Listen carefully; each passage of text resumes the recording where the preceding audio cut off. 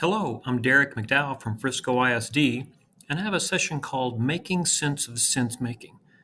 It's essentially uh, a presentation which you might call Phenomena and Sense Making 101. It starts from the very beginning, helping us to understand what we mean by sense making. And to help facilitate the process, we have a very simple inquiry-based investigation protocol to follow.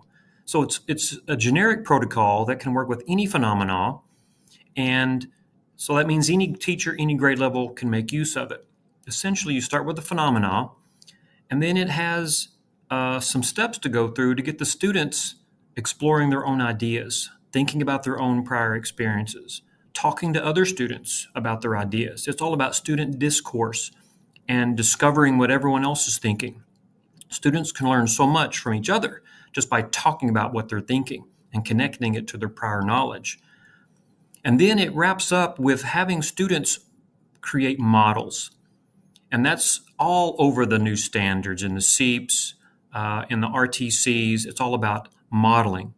And so when we say modeling, don't think we're going to get out the Play-Doh and the spaghetti and the marshmallows.